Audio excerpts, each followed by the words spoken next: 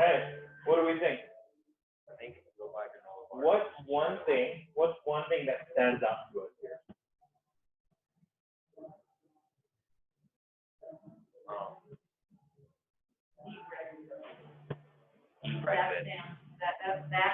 That's not what I do. Mm. So, you know, I've done everything like, there's this whole fasting, dieting, you know, where you don't eat, there's all these millions. And you can actually lose weight doing this. You don't necessarily feel very good. Mm. And yeah, that, and I always forget to drink water when I think I'm hungry. Normally I'm just pushing. That happens. That happens a lot, especially if you do vigorous exercise. Yeah. And you're sitting out here, sitting at my desk all day, or I'm thinking of that. I'm walking around fit, but I'm in the office. You know, I quit smoking cigarettes when I was 19 years old. I quit. I smoked at 18 and 19 and quit. Cold turkey when I was 19. Yeah, because I started smoking cigarettes when I was 12. And I smoked from 12 to 19 heavy. Yeah. And still to this day, if I'm thirsty, I want a cigarette. I don't understand it. It's the weirdest thing in the world. The second I want a cigarette, it's like, shit, I need water. I don't know what it is, but the second I have water, I don't want a cigarette anymore. It's the weirdest thing. I haven't had a cigarette in years. I don't ever want one except when I'm really thirsty. Then my brain goes, "You want a cigarette?" That is something I've absolutely noticed. And when I smoked, I didn't drink as much for sure. And when I quit smoking, I literally every time I go out to eat dinner, I order a pitcher of water and I drink the whole pitcher right there. John, what stands out to you on that? What's one thing that stands out? Eat breakfast. I never do that ever. Why do you think that'd be important? It says to start your day with whole grain protein. I'm guessing it gets started. I haven't eaten breakfast ever in my whole life, to be honest with you. Like as a kid, I think the last time I ate breakfast was like in high school, right? Like, and they had breakfast beforehand, but even days off of school that I had, I never ate breakfast or like whatever because not really still. Yeah. So I need to do that. What might it look like if you started eating breakfast? I don't know.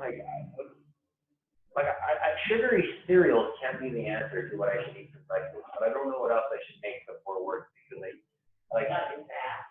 right, exactly. That's my problem. You know, like I work at 8 a.m. and I work from home, and like I could sit here and lie to you and tell you that I'm going to wake up an hour early and make breakfast, but that would be a lie, and I'm not going to do that to you. I wake up 10 minutes early before work every time. I wash my face and brush when I clock in, and then I'm working, right? And then 2-3 hours in, I'm like, oh shit, I'm a little hungry. But then I think to myself, well, I'm at work anyway, and I don't want to screw up my CFT. That's my percentage, right? Like they want me on the phone 80% of my day, right? And I'm weird. I like to be above high 90s. So then I'm like, you know what? I'm just gonna wait to do anything towards the end of the day. And then by the time like 3 o'clock rolls around, I'm just gonna take a shower because I get out of work at 4. I don't want to be ready for my day. So I don't ever eat until 5 o'clock. So he's fasting without trying. Right. Or without, yeah. But here's my question again. What would it look like to eat breakfast? I don't know, man. Like I would have to eat a bowl of cereal in between calls. Like, what would be a good easy thing for breakfast that I could eat while I'm phone calls at work? Anything. I challenge you, just as an experiment, right? We're not committed to any of these things that I recommend by any means. But just imagine and say, hey, maybe it's worth 5 or 10 minutes the next day. Just maybe try something as an experiment. Maybe I'll do it for a day. Maybe I'll do it for 2, right? That's how everyone got started here at SDR. Maybe I'll just show up one time, right? Well, I would just see how it goes. I'm not committed. I didn't sign a membership. It all just starts with, right? But each person was curious enough to walk through the door one time. And if it was not for you, that's totally fine. Look, there's tons of other things you can try that might work. All right, I'll try eating breakfast for a day. But I just want to extend that. Maybe that's the one that sticks out, but maybe there's another one that might be more feasible for you. Let's hear it. Caffeine is how I get into my game. Like, that's gonna be so hard because I'm constantly up and down with my energy levels. Like, I'm not up and down. I crash randomly, so I have Asperger's syndrome, so my brain is constantly going 1,000 miles an hour, right? Well, it goes and goes and goes, and then I'll crash. And then after a little while, it'll go and go and go, and I'll crash. And then, so, like, caffeine's my only way to stay up, still be able to function throughout the day. Like stay up through the whole 4 hours. So that's when the stuff got. Yeah. Here's the thing. I want to make it very clear. I am not the food police. I will never tell you this food is yes or no. That's not my job. I didn't go to school and pay a bunch of money to tell you can do this or that. That's clearly not what I want to do. Second thing, I'm not the caffeine police either. I love caffeine. I love coffee. I love stimulation and things like that. But what I'm going to ask you and pose a question, you don't need to have the answer or make an act on it right now. But is caffeine limiting us or inhibiting us from eating food that actually gives us energy? Because caffeine gives us stimulation, food gives us actual energy. And that energy can be more stable than what you just described. Yeah, I will see that. I was gonna hear, I don't know if this is true, you went to college, you'd be able to tell me better or not, but like, I heard that caffeine doesn't actually give you energy, it just masks you're tired. Yeah. So your nervous system Yeah. gets a nice little jolt, says, woo, we're up. But the actual energy your body converts to move and to think and to do all these processes, like digest food is an example, or feed your heart, doesn't have that. So it's setting red alarms and saying, whoa, we're low in energy. I need to get more stimulation. Interesting, yeah, that's what I heard. So, And that's one of the so what might be a suggestion that a caffeine that you can try? I usually a lot of B12, I don't know if that's good or not. that's why I'm here. Because I don't know what food helps with that, or like what's gonna help boost my metabolism, what's gonna give me energy to go through my day. Because literally, I force myself to do stuff. And usually I don't want to do it. To do it. But like, this is the only thing that I have motivation to do. I'm with you because it makes me feel. This is my safe place. This is where I get that we go. So like that's easy, just something that benefits me more with one. But I don't know. All I know is drink caffeine. For sure. And that's A to B, right? And that's a line. Something that Randy always says, he's not with us right now, but talk about cycles. And believe it or not, every arrow on there is connected to one another. They influence one another in some which way that if we start to lack maybe in one of the arrows, other arrows start to go backwards. But if we improve one of the arrows, the other arrows get better as well. Does someone want to give me an example of that? I used to never exercise. Therefore, I never gave a shit about my diet. I started working out last March. You know what I'm saying? The nutrition class. Yeah, here we are. It didn't take too long. That's not that long ago, March. Yeah, you know, last March, I was like, what, 11 months ago? Like, yeah. Exercise is a huge influencer. One of the key things that it can do for us, especially around nutrition, is help regulate our appetite. It can give us an appetite. It can help us stay fuller longer, helps us with digestion. It's also super common to not be great in recovery, early recovery. Digestion is something that's suffers. Right? Anyone else have a comparison between two arrows?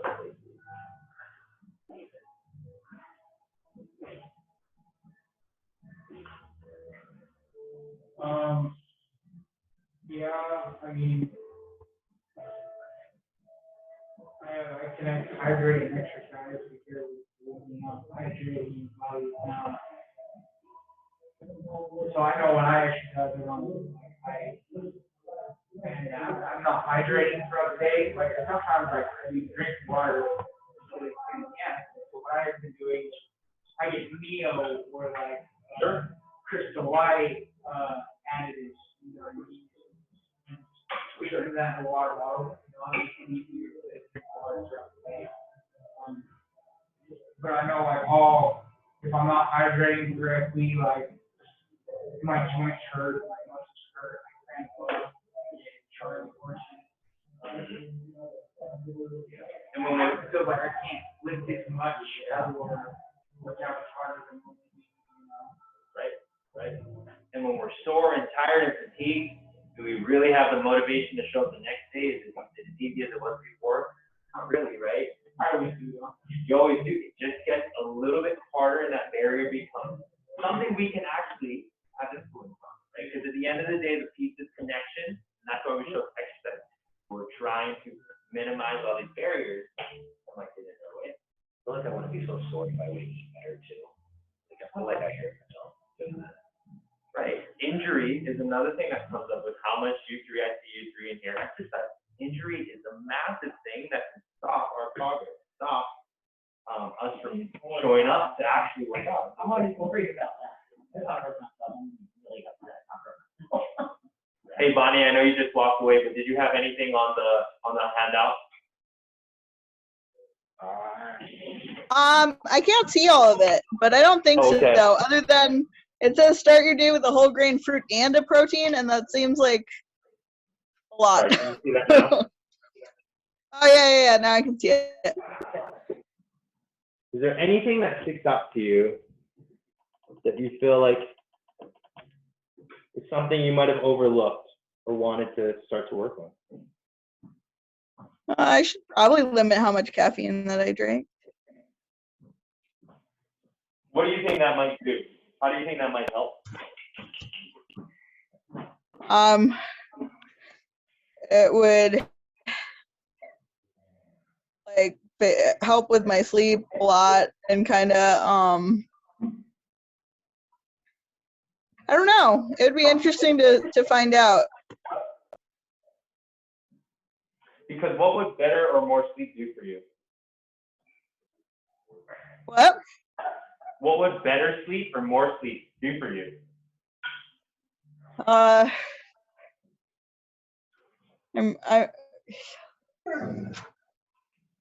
not really sure. I think better quality sleep would definitely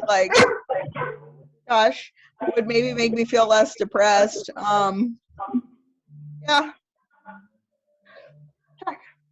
Totally. So our nutrition influences all these other aspects. That's what I'm just trying to say is it casts this net of all these different things, our mental health, all the other activities we know are essential for our health, right?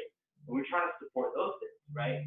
Showing up for groups, showing up for class, showing up for ourselves, making sure we have energy to do things.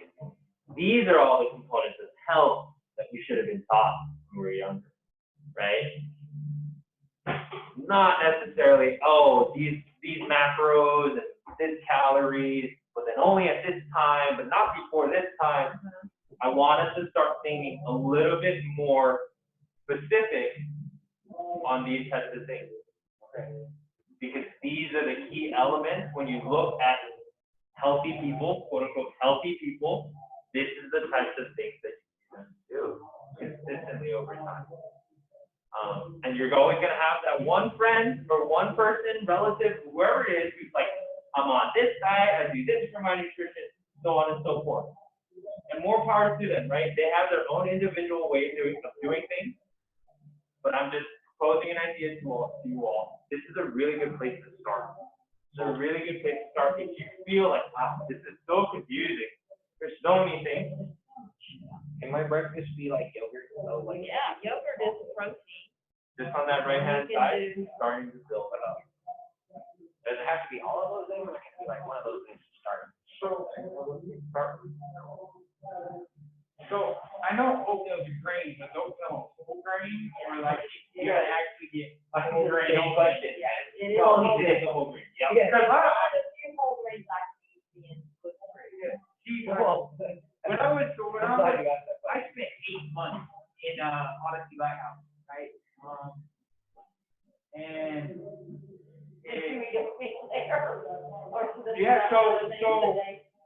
I went literally on my version of the keto diet, so I needed as much protein and stuff as I could, as I could. But other than like oatmeal in the morning, I wouldn't eat carbs or bread or anything. So I kind of starved myself, but like I lost 40 pounds in 5 months. You know what I mean? While coming here and working out there, but like. Yeah, I used to either eat yogurt or oatmeal in the morning, and that I could eat. But like a lot of times, like I get up in the morning, first thing in the morning, like I don't have an appetite for something light like that. I'm going, I eat like a small serving of oatmeal or a couple of yogurt cups, you know, but Greek yogurt, not regular yogurt. Greek yogurt has higher protein. They're different. Yeah. Big difference. I just always say Yoplait, to be honest with you. I ain't even in front of me. That's like the first time. Like strawberry Yoplait. That's Well, That's ice cream. let's think about this real quick. That's okay though. Different foods have different purposes for different people. Yeah. So here's an example. Someone who needs strong bones. Would I rather they eat something they absolutely hate one time and they never eat again? But that's the right recommendation, right? Greek yogurt is nutritionally better, just look at nutrients, than Yoplait. But man, they're gonna get their calcium from Yoplait. And they need it. Yo, that shit actually tastes good. Like I don't care who you are. Like Yo, strawberry. Yoplait, It tastes great. Yoplait's fabulous. I ain't gonna lie, that was my plan. I was gonna like on my way home. I was gonna go to the grocery store, buy some Yoplait, some granola bars, and some cheese sticks, and call it breakfast. and that's all. I want to point out a key thing too, especially because this will be a theme we keep talking about. Is language around food is so important. The way we describe or talk about food in public spaces, in private spaces, with family, with friends, with people in the community. Are you saying I need power language with food too? It's so important. It is. It is. Think about this. I'm just going to use your example, right? If I said, oh, Yoplait, cheese, then I heard this thing about dairy and it's so bad for you. It's bad. You shouldn't do it. It's terrible for your health. How does that make you feel? I would probably never do it again, especially coming from you. Yeah, words and the way we describe food can be harmful.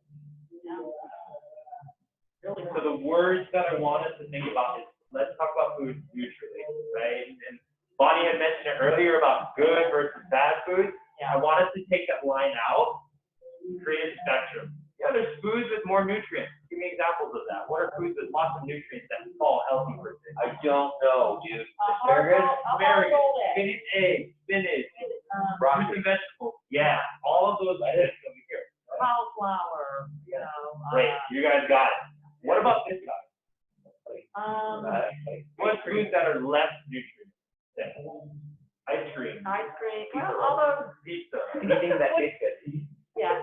Well, that's cake, like this. No, I'm talking about just Tony's pizza rolls, man. You know what I mean? Sure. So we have foods that are Yeah. more palatable per se. What I'm inviting us to think about is everything that exists in the middle. John, you mentioned something earlier, and I heard it. And I think it's important to recognize things that taste good. We immediately drew a line of things that don't taste good, and we do think taste good. Okay? Curiosity is going to be the most valuable trait in this process of experimentation. Right? Just being curious. I don't know what's going to happen, but I'm interested to find out. Right?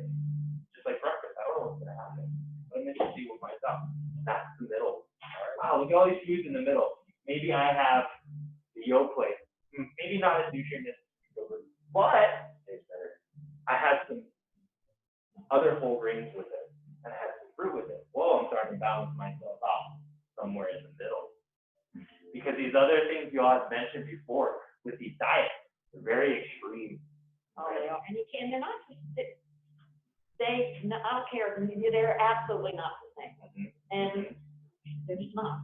Yeah. And you're not, I've gone through periods of counting every single calorie I put in my mouth with calculators. I've done all the macro, all that stuff.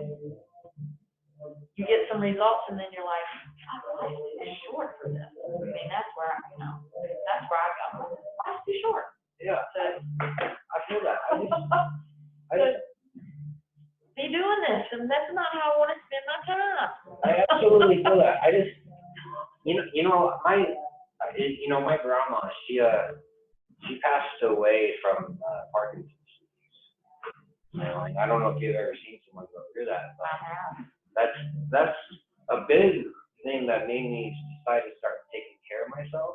And that's kind of what I want with my nutrition. Like, I don't want something that I have to like count calories and be like, I'm on a diet, so I can't have this and this and this. But I want to be at a place where it's sustainable, it's affordable, and I feel good about doing it every day. That's all I want. While still being able to enjoy the things. Right, yes, yes. I mean, one of the greatest pleasures It's pasta. is food. Absolutely. Is food. I worked with this man for 10 years who obviously did not have taste buds or something. He only ate to fuel his body. There was absolutely no pleasure in eating for him, and I couldn't understand it. So when you lose your taste with COVID and all that, that terrifies me. Yeah. Because there are people that have lost their sense And of they don't taste get it back. smell, and they still don't have it. And then I think, well, if I got COVID and got this, then I probably wouldn't eat as much, but I wouldn't be happy. I mean, so, yeah. Bonnie, anything to comment on in what you've heard? Definitely. I think like affordable is a big one. That's a big barrier as well. That stuck out to me.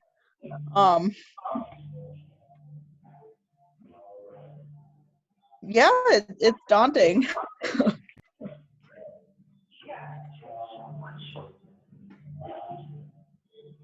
One thing I do want to leave us with while we start to weigh or be curious about what it would look like to maybe implement some of these things that I've recommended.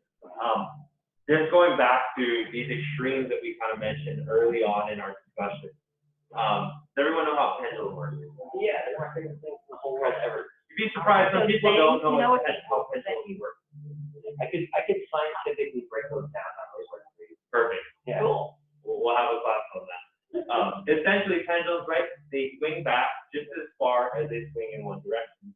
So if I take an example of a very extreme restrictive way of eating that's very rigid, even though I'm highly motivated and I have all these goals and aspirations and I'm making a lot of sacrifices, I'm all the way over here.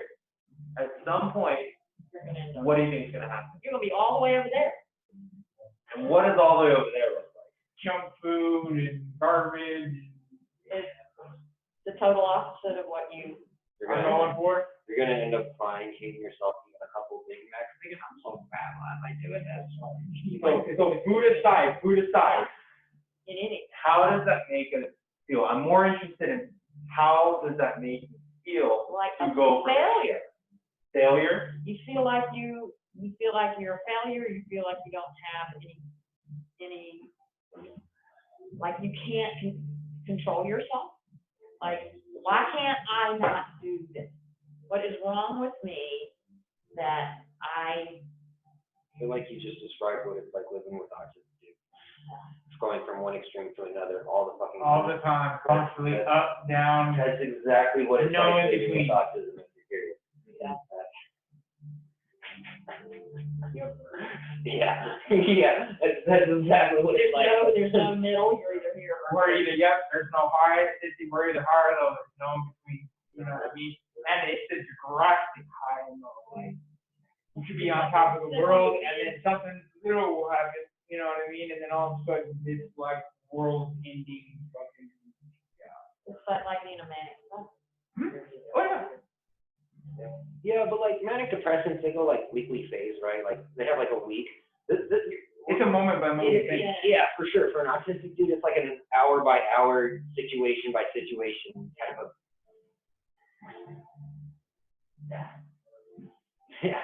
I can't speak to those particular medical conditions, but what I will say, nutrition can offer more stability, right? We have extreme highs and lows, but the intensity of those, nutrition can play a role in it, right? How far we go on that spectrum that I'm referencing in either analogy, nutrition has some influence over that. But what that looks like looks a lot like what's in front of you right now. You will be offered, you will be marketed, you will be portrayed a number of things, but I always want this to be in your head, even if you lose this sheet when the second you walk out the door, forget about this conversation. If there's one thing I want you to walk away, that these basics are super important. They won't change for as long as we're all alive until maybe science changes and someone wins a Nobel Prize. But until then, these are the things that we should focus on. Maybe just for the next 6 weeks of this wellness challenge, we take 1 or 2 things and we give it a shot. We're curious, non-judgmental. I'm gonna eat breakfast for a week. I recommend it to you, buddy. Okay. Thanks. I'm going to buy some groceries tonight. Something to try and eat. I brought oatmeal home. I just don't eat. Yogurt, cheese sticks, Oatmeal. and all of that. I love drinking. That's one of my favorite And things. switch from energy drinks to coffee. Right? I did that Dude, today. there's this coffee, I get it all the time, it's called Wide Awake Coffee Co. And it has The like, name says it all. yeah, and that's why I bought it actually, for the name. And it has 9 grams of protein in it too, and it's neat. Oh, see, I've been drinking the Bangy energy drinks, but they have a coffee, they call it. Yeah, it has 20 grams of protein, I will give you that, but it has like 600 grams of caffeine. Hey guys, just to respect everyone's time, I'm just gonna wrap this up real quick. We can have conversations after. Just to check back out real quick, name and tell me one thing you got out of this today. One thing you're gonna take away. Moving on to your next week, okay? Oh, sorry.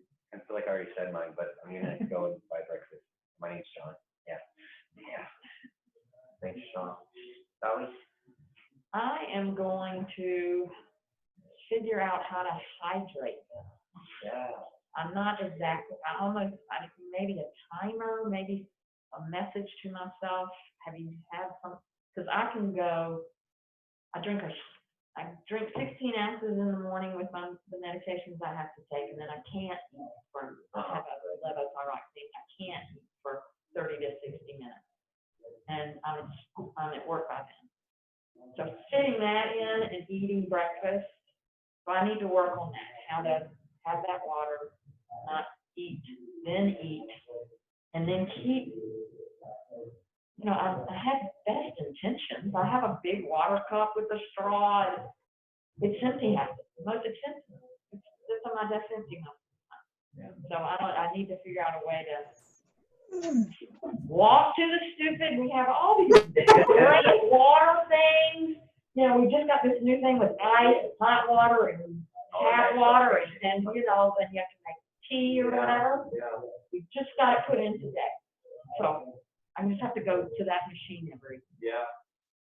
There's this thing we call COM-B. B stands for behavior. If you want to start a new behavior, you start with these 3 things. COM. E, capable. Are you capable of it? Okay. Money, water doesn't cost money, right? Oh, opportunity. Are you creating opportunities to do the behavior? Maybe, maybe not. M is motivation. Assessing your motivation. Why would I want to do it? Is it going to help me? Yeah. Clearly, yes. Sounds like, oh, opportunity might be the area you want to. Thanks, Alex. My takeaway is nutritional health is a balancing act.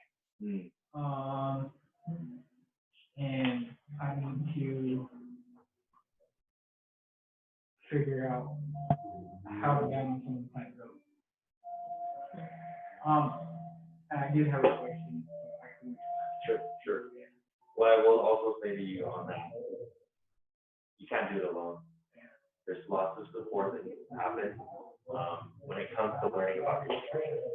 So please feel free, and I want to extend this to everybody. Bonnie, I'll let you chime in a second. But to chat with me in these next 6 weeks, don't worry about money or time or things like that. We'll find a time to chat if you want to talk more individually, or just talk to who's in this group, who's in the challenge. They're getting the similar information, and they can be a huge support group. When it feels like you're alone balancing, they can support you. Okay. Bonnie, one takeaway from today. One takeaway from today would be 1.5. I'm gonna try to drink more water and I'm gonna try and reduce the amount of caffeine that I drink, and I'm hoping that it doesn't make me cry. Even if it does, I'm gonna try to do it. I'll bring you some tissues. What? I'll bring you some tissues and maybe a coffee. Try B12. Okay. I've worked in dietary supplements for a lot of years, and I'll tell you, a lot of the stuff they'll tell you is bullshit, but there's something magical about B12. That stuff really works. I can't speak to B12 specifically, but I'm gonna always go back to these things right here. Awesome job, everyone. I'm gonna stop that, but if you want to stick around, ask questions, feel free to. Bonnie, thanks for chiming in. Good to see you. Yeah, thanks for having this. This is great. See you around.